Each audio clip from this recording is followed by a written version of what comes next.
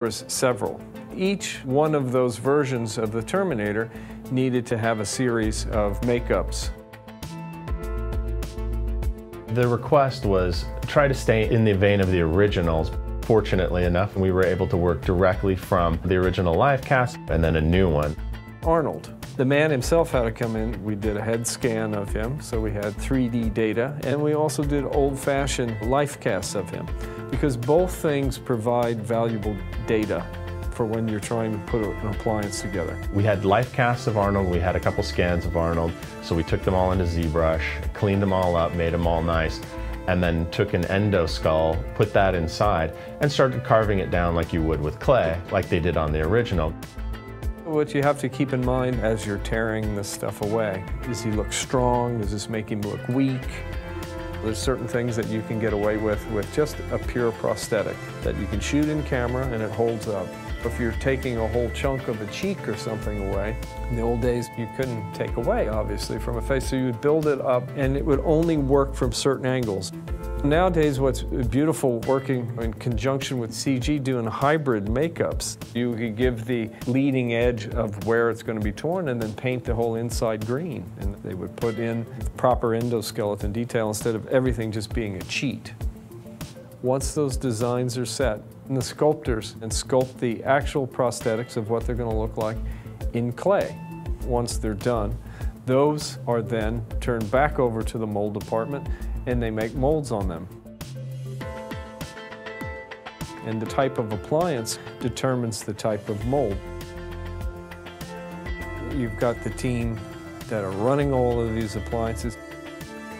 All the prosthetics that we're talking about here, once they're glued down, there's nothing reusable. And you have to figure out how many appliances, and there's literally several thousand that were run for this. Another big build for us was the 1984 Arnold, as he was called. They're toting the corpse of this thing around in the back of this armored car. Part of his face has been sheared off and he's been shot. It made sense to make a prosthetic dummy of this. How to end up with a 1984 Arnold was an interesting process. We started with a scanned body that we had made back on T3. We had a body scan of Arnold, so I have all the arm lengths, wrist lengths, shoulder lengths, and everything. Then it's just packing on clay to bulk him up, and it was just box after box after box of clay.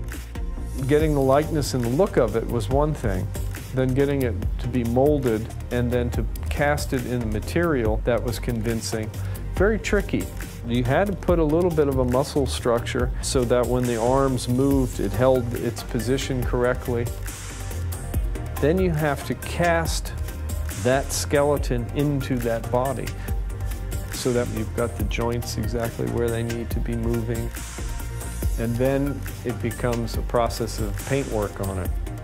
After we cast the body, I took it and I cut off the nose and we cut out parts of his skull and face and exposed different things. To put the hair on it, that got replicated by one hair at a time being punched into the silicone to achieve, I think, a highly realistic replica. The T800 endoskeleton, there was many incarnations we made for the film, so it had to be re-engineered from the standpoint of being something that you could actually build and work with. You got to think about in the human body, there's 206 bones, so there's that many mechanical parts plus more. That's a task in itself, to go through and clean this stuff up, get it ready to rapid prototype. In the T800, there's an extreme amount of high-resolution detail parts. We use our PolyJet machines. They print at 16 micron, so everything that the artist puts their blood, sweat, and tears into on that screen is going to come through in the print. Once those parts are grown, they need to get cleaned up. Our model shop department gets every part back and inspects it, takes it up to a spit polish shine, and then it goes to mold. After all of our experience doing robots and Iron Men and all these things, we work out different lighter weight materials, urethanes, different durometers, types of materials that we have figured out how to make look like metal.